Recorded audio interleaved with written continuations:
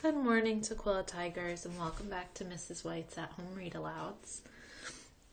We are going to be reading Chapter 3 of Crash today, so make sure you have your Crash Coogan character map with you and at least one more piece of paper and a pencil or whatever you've been using to write with.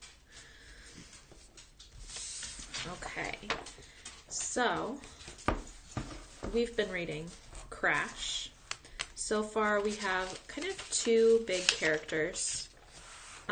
We have Pen Webb and Crash Coogan.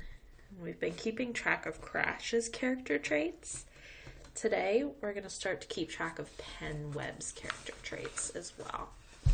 This is Chapter 3.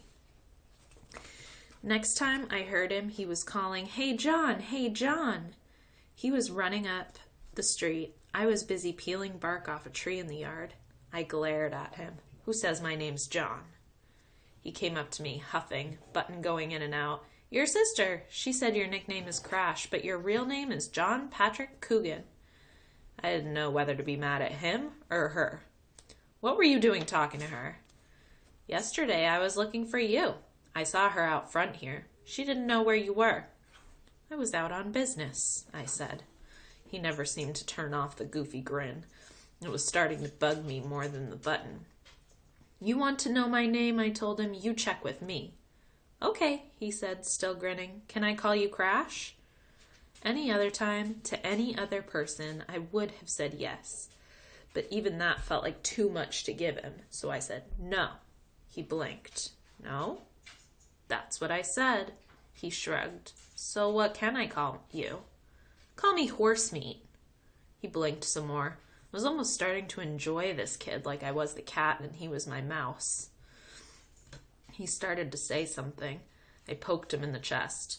"You call me that, and I'll cut your hair off." I held up the kitchen knife that I was peeling the tree with. I had him so bamboozled he didn't know which way was up. I was practically choking, trying not to laugh. "So," I said, "why were you looking for me?" His old beaming face came back. "I wanted to ask you if you would like to come to dinner at my house." The only word I could think of was, "Why?" "Because you're my first friend in Pennsylvania. We do that all the time in North Dakota. We have our friends over for dinner. Don't you do that here?" "We do what we want," I said. I was stalling for time. The last thing I needed was to have dinner with his family of ham bones. And I didn't like him calling me friend.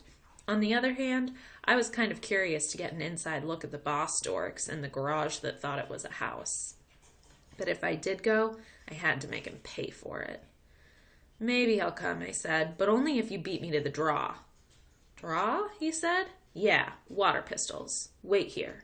I ran to my room. I got 2 water guns, loaded them at the bathroom sink, and brought them out. I gave him one. "Here's yours. Stick it in your pocket like this. We stand 5 steps apart. At the count of 3, draw and fire. Got it?"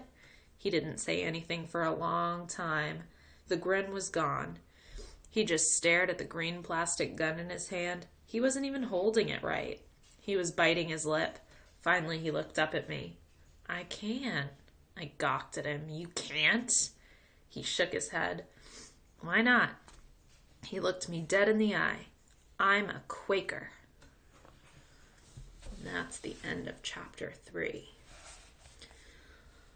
All right, so pull out your character map of Crash Coogan. Go ahead and add to it.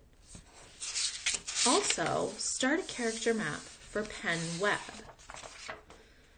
So I started one here, and I gave you an example. Pen Webb is friendly. He wants to make friends with Crash and invites him for dinner.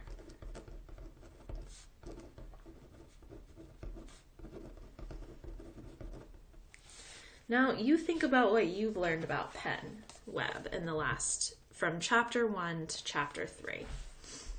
What words would describe Pen Webb? What do you know about Pen Webb? And make sure to provide evidence. Go ahead and press pause and get that done. All right, Tukwila Tigers, well, that was the end of Crash Chapter 3. I hope you enjoyed it, and I hope you come back for more. Bye.